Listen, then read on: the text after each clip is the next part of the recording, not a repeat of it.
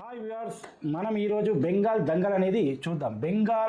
పశ్చిమ బెంగాల్లో ఎలక్షన్స్ జరుగుతున్నాయి. బీజేపీకి ఒక చివరి స్వాధీనం చేసుకునే చివరి రాష్ట్రంగా మిగిలిపోయింది పశ్చిమ బెంగాల్. ఇంతకుముందు ఢిల్లీ అయిన పశ్చిమ బెంగాల్ రెండు ఉండే. రీసెంట్గానే కేజ్రీవాల్ను ఓడించి ఢిల్లీని స్వాధీనం చేసుకుంది. మరి పశ్చిమ బెంగాల్ను స్వాధీనం చేసుకుంటుందా, ఆ కోరిక అలాగే మిగిలిపోతుందా అనేది మనం దాని గురించి ఒకసారి చూద్దాం. Let's get in to topic. ఈ టాపిక్లోకి వెళ్ళే ముందు ఛానల్ను సబ్స్క్రైబ్ చేసుకోండి. రియల్ ట్రూత్ కోసం ఈ ఛానల్ను కీప్ సబ్స్క్రైబ్. టాపిక్లోకి వెళ్తే పశ్చిమ బెంగాల్ ఎలక్షన్స్ అనేవి మొదటి విడత ఎలక్షన్స్ మనకు జరిగినాయి. 93% పోలింగ్ అనేది జరిగింది. ఎలక్షన్ రిజల్ట్ అనేది May 4th నాడు ఉంది. సెకండ్ విడత ఎలక్షన్ కూడా జరగబోతుంది నెక్స్ట్ వీక్లో. ఈ పశ్చిమ బెంగాల్ గురించి చెప్పాలంటే ఫస్ట్ 1947లో ఇండిపెండెన్స్ వచ్చిన తర్వాత దేశం మొత్తం కాంగ్రెస్ గవర్నమెంట్ అనేది ఉంది. సో ఆల్మోస్ట్ దాని తర్వాత 47 నుంచి 67 వరకు కాంగ్రెస్ గవర్నమెంట్ పరిపాలించిన తర్వాత పశ్చిమ బెంగాల్లో ఒక చారు మంజుదార్ అనే ఒక మూమెంట్ తెచ్చిన వ్యక్తి, ఒక నక్సలిజం మూమెంట్ తెచ్చిన ఒక వ్యక్తి నక్సల్స్ బరీలో పశ్చిమ బెంగాల్లో ఒక నక్సల్స్ బరీ అనే ఒక ప్రాంతంలో ఒక పెద్ద మీటింగ్ అనేది పెట్టడం జరిగింది. ఆ మీటింగ్ ఉద్దేశం ఏంటంటే ల్యాండ్ అనేది అందరికీ సమానంగా పంచబడాలని చెప్పి పెద్ద ఎత్తున ఉద్యమాలు కూడా ఆ పశ్చిమ బెంగాల్లో జరిగినాయి. దాని తర్వాతనే నక్సల్స్ బరీలో జరిగిన ఉద్యమం కాబట్టి అక్కడి నుంచి వచ్చిన నాయకులందరినీ, అక్కడి నుంచి వచ్చిన ఉద్యమ నాయకులందరినీ నక్సల్స్ బరీ నుంచి నక్సల్స్ అనేది పుట్టుకొచ్చింది. దాంతో దేశం మొత్తం నక్సలిజం అనేది కంటిన్యూ అవ్వడం ఆ టైంలో జరిగింది. 7 తర్వాత వీళ్ళ ఉద్యమం తర్వాత గవర్నమెంట్ అనేది చేంజ్ అవ్వడం జరిగింది. మిక్స్డ్ గవర్నమెంట్లతోని స్టెబిలిటీ లేకుండా 67 నుంచి 77 వరకు అలా పడుతూ లేస్తూ గవర్నమెంట్ అనేది కంటిన్యూ జరిగింది. తర్వాత 77 తర్వాత ఈ చారు మంజుదార్ అండ్ ఎవరైతే మావో నక్సలిజం ఇవి వాళ్ళైతే సపోర్ట్ చేశారో వాళ్ళ మాతృక సంస్థ అయిన సిపిఐ నుంచి గవర్నమెంట్ అనేది 1977లో పశ్చిమ బెంగాల్లో ఫామ్ అవ్వడం జరిగింది. 77 నుంచి 2011 వరకు పశ్చిమ బెంగాల్లో సిపిఎం గవర్నమెంటే ఆల్మోస్ట్ 43 ఇయర్స్ కంటిన్యూగా పరిపాలించింది. ఇందులో జ్యోతి బసు అనే సీఎం పశ్చిమ బెంగాల్ నుంచి సిపిఎం నుంచి రికార్డు స్థాయిలో 33 సంవత్సరాలు కంటిన్యూగా సీఎంగా రూలింగ్ చేయడం అనేది జరిగింది. 2011లో మనకు ఆపోజిట్గా టీఎంసీ తృణమూల్ కాంగ్రెస్ అనేది పార్టీ మమతా బెనర్జీ పెట్టి 2011లో టీఎంసీ అధికారంలోకి రావడం జరిగింది. అక్కడి నుంచి 2011 నుంచి 2026 వరకు ఈ రోజు వరకు తృణమూల్ కాంగ్రెసే అధికారంలో ఉండడం జరిగింది. 3 times మమతా బెనర్జీ కంటిన్యూగా గెలిచింది. మరి ఈసారి బీజేపీ అనేది టఫ్ పోటీ ఇవ్వడం జరుగుతుంది. మరి ఈసారి మమతా బెనర్జీ మళ్ళీ స్వాధీనం చేసుకుంటుందా, కంటిన్యూ చేస్తుందా, లేదా మోడీ గవర్నమెంట్కు అప్పచెప్తుందా అనేది లెట్స్ సర్వే వివరాలు, ఆ డీటెయిల్స్ అనేటివి చూద్దాం. ఇక్కడ ఏం జరుగుతుందంటే ఎప్పుడైనా సరే ఒక రెండో పార్టీ ఫామ్ అవ్వడం అనేది జరిగితే అది అక్కడ ఆల్రెడీ ఉన్న first party or second party అనేది ఆ ఓటింగ్ అనేది మూడో పార్టీ కొత్తగా వచ్చిన పార్టీకి షిఫ్ట్ అయితే ఆ మూడో పార్టీ రెండో పార్టీ ఆర్ ఫస్ట్ పార్టీ ప్లేస్లో మర్జ్ అవ్వడం జరుగుతుంది అన్నట్టు. అక్కడ ఎక్కడైనా సరే ఏ స్టేట్లో అయినా రెండే మేజర్ పార్టీలు ఉంటాయి. ఇక్కడ ఎగ్జాంపుల్ తీసుకుంటే తెలుగు రాష్ట్రాల్లో కూడా ఎప్పుడైతే వైఎస్ఆర్సీపీ ఏర్పడిందో, అప్పుడు డివిజన్ ఏర్పడిందో తెలంగాణ ఆంధ్రప్రదేశ్, కాంగ్రెస్ ఓటింగ్ అంతా వైఎస్ఆర్సీపీకి వెళ్ళి అక్కడ జగన్ నేతృత్వంలో గవర్నమెంట్ అనేది ఫామ్ అవ్వడం జరిగింది. ఇప్పుడు అది మెజారిటీ పార్టీగా ఆంధ్రప్రదేశ్లో కొనసాగుతుంది. ఇక్కడ కూడా టీఆర్ఎస్ మూడో పార్టీగా ఉన్నా కానీ అంత ప్రాబల్యం చూపలేదు. బట్ ఎప్పుడైతే డివిజన్ తర్వాత తెలుగు దేశం ఓటింగ్ అంతా టీఆర్ఎస్లోకి వెళ్ళడంతో ఆ ఓటింగ్ అనేది గవర్నమెంట్ ఫామ్ చేయడానికి టీఆర్ఎస్కు ప్రధాన పార్టీగా నిలవడంలో దోహదపడింది. ఇప్పుడు ప్రధాన ప్రతిపక్షంగా తెలంగాణలో టీఆర్ఎస్ పార్టీ అనేది ఉంది. ఇక్కడ కూడా మమతా బెనర్జీ అప్పుడు లెఫ్ట్ పార్టీలకు ఆపోజిట్గా కాంగ్రెస్ గవర్నమెంట్ పోటీ చేయలేకపోయింది. అక్కడ ఉన్న గ్యాప్ను మమతా బెనర్జీ ఫిల్ చేసి కాంగ్రెస్ గవర్నమెంట్ ఓటింగ్ అంతా అది తీసుకోవడం వల్ల సిపిఎంకు ఆపోజిట్గా మమతా బెనర్జీ అయితేనే నిలబడుతుంది అని చెప్పి అక్కడ ఉన్న పశ్చిమ బెంగాల్ ప్రజలను నమ్మించి అక్కడ 2011లో గవర్నమెంట్ ఫామ్ చేయడం అనేది జరిగింది. సో ఇప్పుడు దీని తర్వాత జరిగిన పరిణామాలు చాలా ఇంట్రెస్టింగ్ ఉంటాయి. ఎందుకంటే 2014లో నరేంద్ర మోడీ నేతృత్వంలో దేశంలో ప్రధానమంత్రిగా నరేంద్ర మోడీ బీజేపీ గవర్నమెంట్ నుంచి అవడం జరిగింది.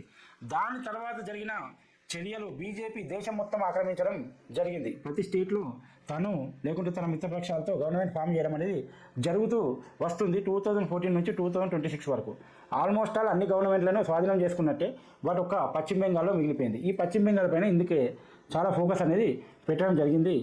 ఈ పశ్చిమ బెంగాల్లో రాజకీయాలు ఎలా ఉన్నాయంటే ప్రజెంట్ బీజేపీ ఓట్ పర్సెంట్ అనేది యాక్చువల్లీ పెరగకూడదు ఇక్కడ. ఎందుకంటే సిపిఎం అనేది బలంగా ఉండే 43 సంవత్సరాలు కంటిన్యూగా పరిపాలించిన పార్టీ ఈ ఓట్ షేరింగ్ అంతా అక్కడ సిపిఐ సిపిఎం అప్డేటెడ్ రాజకీయాలతో వెళ్లకుండా అదే ఓల్డ్ ఫార్ములాతో వెళ్ళడంతో ప్రజలకు కూడా మమతా బెనర్జీకి ఆపోజిట్గా వెళ్ళే సత్తా సిపిఐ సిపిఎంకు లేదు, బీజేపీ అయితే ఫుల్ఫిల్ చేయగలుగుతుంది అని ప్రజలు నమ్మారు. దానివల్ల ఈ ఓట్ పర్సంటేజ్ సిపిఐ సిపిఎంది బీజేపీకి షిఫ్ట్ అవ్వడం జరిగింది. ఎలక్షన్ బై ఎలక్షన్ షిఫ్ట్ అవుతూ ఇప్పుడు ప్రధాన ప్రతిపక్షంగా ఉన్న బీజేపీ అధికారానికి దగ్గరలో కూడా ఉంది.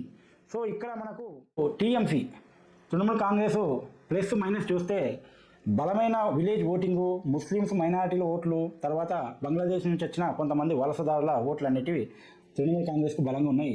నెగిటివ్ ఏంటంటే ఇక్కడ ఇండస్ట్రియల్ పాలసీ అనేది జీరోగా ఉంటుంది.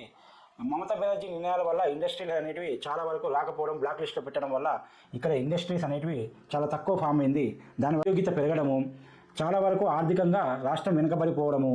ఎప్పుడైతే 2011కు ముందు టాప్ 10లో అన్ని రంగాల్లో దూసుకెళ్లిన పశ్చిమ బెంగాల్ ఈ మమతా బెనర్జీ రూలింగ్ చేసిన తర్వాత నీతి ఆయోగ్ రీసెంట్గా రిపోర్ట్ ప్రకారము 18th ప్లేస్లోకి రావడం అనేది జరిగింది.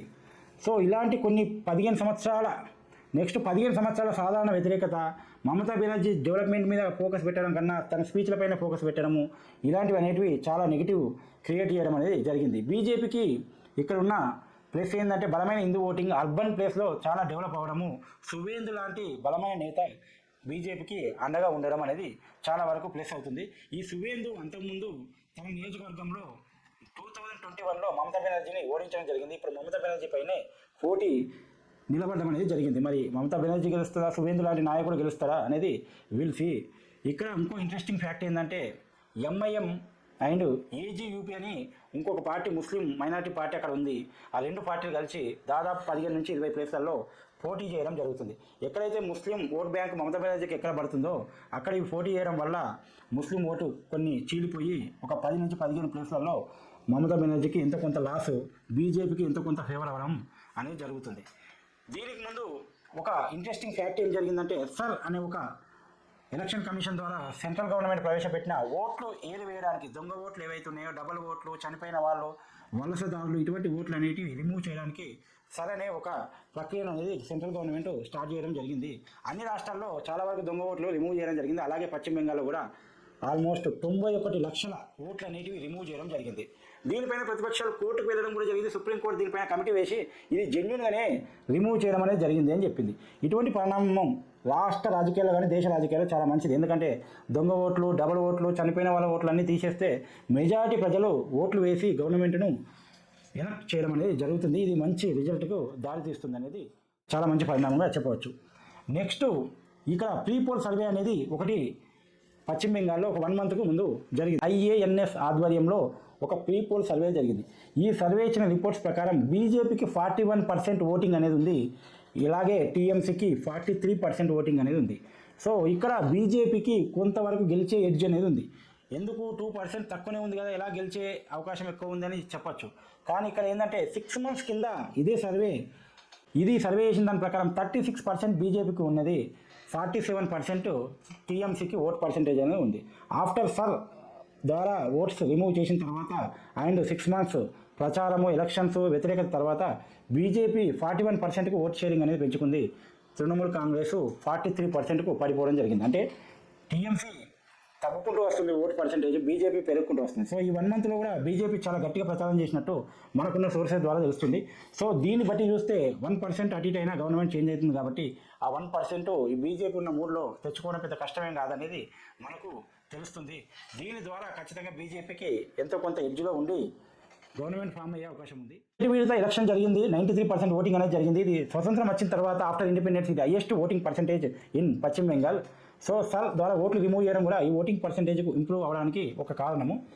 సో ఈ ఓటింగ్ పర్సెంటేజ్ ఎప్పుడైతే పెరుగుతుందో అక్కడ గవర్నమెంట్ అనేది చాలా వరకు చేంజ్ అవుతూ వస్తున్నాయి. సో ఇది కూడా బీజేపీకి ఒక గెలుస్తుంది అని చెప్పడానికి ఒక కారణము. సో కాకపోతే ఇక్కడ ఏంటంటే మొదటి విడత ఎలక్షన్ మాత్రమే జరిగింది, సెకండ్ విడత ఎలక్షన్ ఇంకా జరగలేదు. అది నెక్స్ట్ వీక్లో ఒక 1 weekలో జరుగుతుంది. సో May 4th నాడు ఎలక్షన్ రిజల్ట్ ఉంది. సో లెట్స్ సీ ఈసారి పశ్చిమ బెంగాల్లో మమతా బెనర్జీ స్వాధీనం చేసుకుంటుందా, మరి బీజేపీ కళ నెరవేరి పశ్చిమ బెంగాల్ను మొదటిసారి రూలింగ్ చేయబోతుందా అనేది May 4th నాడు మనకు తెలియబోతుంది. బాబాయ్.